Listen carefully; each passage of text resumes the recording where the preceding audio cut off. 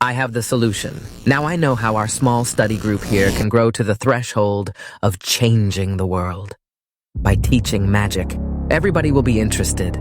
Because who doesn't love power, optical effects, and the ability to travel through time and space? We just have to make sure that we go back to the classic lessons of Deleuze and Guattari afterwards. I say this because there is always a danger, even for me, of getting lost in the relatively quick and easy effects. But I think we should take that risk. So enough with the introduction. Let's start with some simple magic. Let us begin by making a sign. You may think you know what a sign is and how it is constructed from spoken or written words, the signifier, and your mental image, the signified. But there is a universe of signifiers, all in relation to each other. Saying the word house, for example, sets up invisible relationships with words like fortress or castle, but also with outside or nature. This is already magic, connecting a cosmos of language.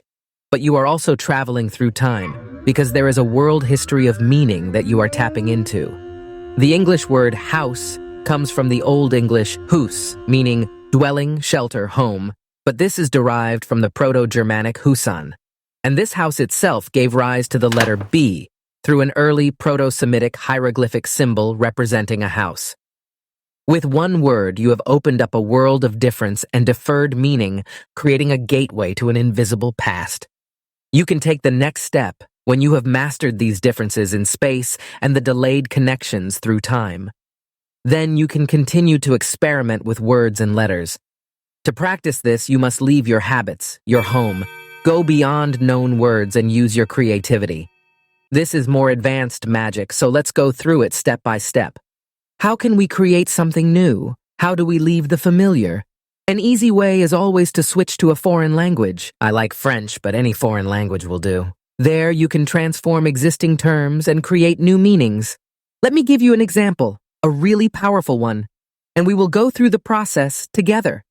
We can talk about language itself and use the French word differance to describe how language works. To be sure we are inventing something new, we can alienate the word a bit more. Change one letter, for example, and then we have différence. Yes, it sounds the same, but it is not.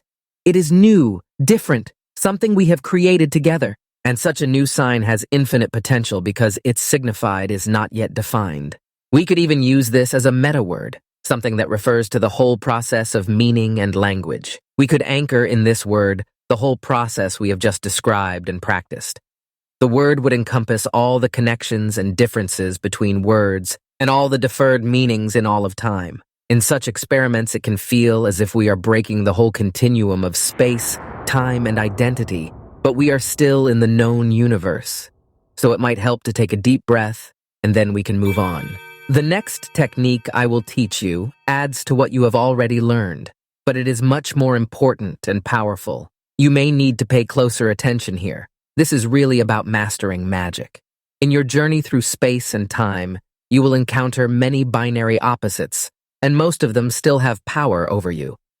Examples are light and darkness, presence and absence, or wise and foolish.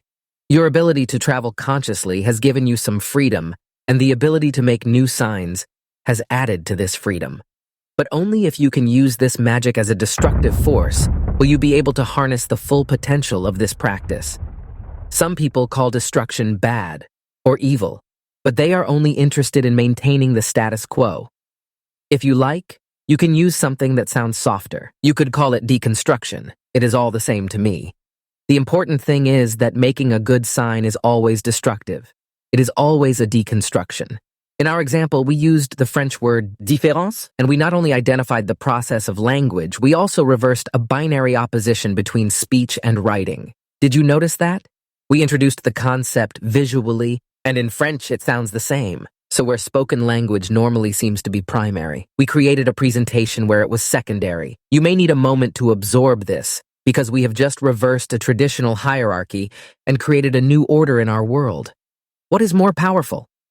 Think of the power of being able to deconstruct other hierarchies and, for example, somehow reach a place beyond traditional values, beyond good and evil or any other binary opposition, beyond any other hierarchy. That would be pure magic at the highest level. But right now, you may still be overwhelmed that you can travel through time and space, or that you even have a chance to deconstruct the fabric of our reality.